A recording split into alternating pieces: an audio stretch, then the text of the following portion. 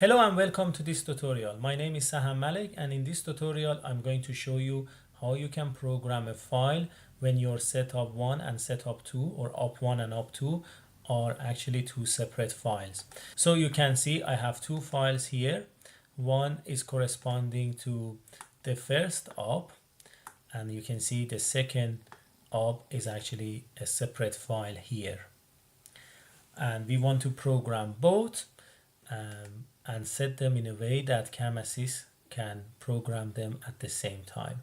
But let's start with the first part. Let's go to CAM Assist tab, and before I click on Software Designer, let's go to Part Navigator, and here you can see I don't have any body defined as my JAWS. So let's now go to the Software Designer. It asks us to select the part, so we can just pick the part. Here it is. We don't have any JAWS, so we want the Software Designer to also create JAWS for us. The next question is about a spindle direction. So we know the spindle direction going to be from the Z-axis, so I'm going to pick that.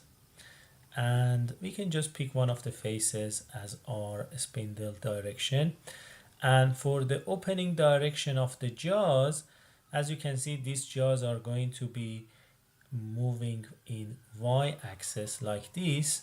So I'm going to pick one of the side faces as our opening direction.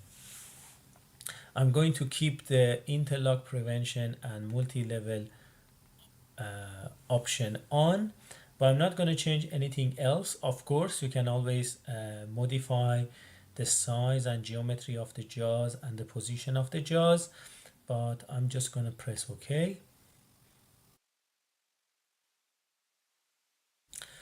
Okay, and now you can see that we have these two bodies, and these are going to be our jaws. If I turn off the main model, you can see that our software designer already considered the shape of that part and it made the jaws in a right way. Now we can set up our workpiece.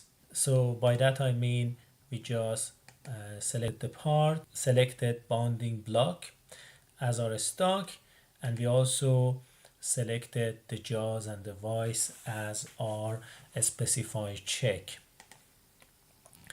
Because we want to link these two files together, we want to use the associated IPW workflow in NX.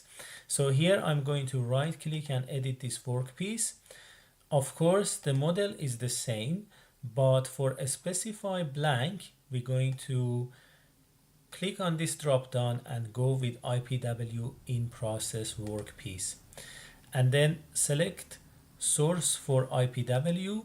We're going to select our first part, which is aircraft op1, and then we're going to select the workpiece. Everything else is fine, so I can just press OK. And of course, I can just pick the jaws and the vice as my specified check. And now these two files are connected, so you can see here. And we can now go back to the first operation and start programming this part. I'm going to open CAM Assist, and although we can decide whether we want to do 3-axis or 3+2, this is not the main tutorial to explain to you how you can do 3+2 machining mode in CAM Assist. What I really want to show you is about multi-file support.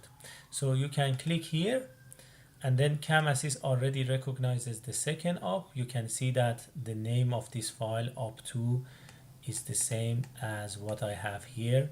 So this is the second op, and both files, setup 1 and setup 2, is now selected for CAM Assist to program.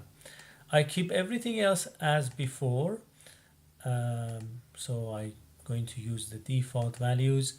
For my tools, I'm going to use built-in CAM Assist toolset.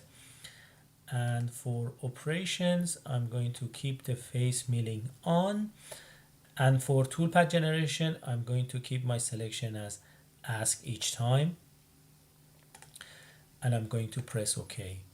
So in this scenario, CAM Assist recognizes that there are two files. They are linked based on the IPW. So it tries to then program the first part, and then it passes the information to the second op, and then complete the program. At the end of this process, we're going to have two operation programmed by CAM Assist. To answer this question, whether we want to generate any toolpaths or not, I'm going to press no, because I just want to show you how the file is going to be programmed by CAM Assist. Okay, now you can see that CAM Assist made all the operation for us. Of course, I asked CAM Assist not to generate any toolpaths. That's why these are having the red sign, but we can generate them later. I just wanted to show you that we made the program for op1, and we also made a program for op2. So we can also expand this, and you can see the operations here. Thank you very much for watching this video, and I see you in the next tutorial.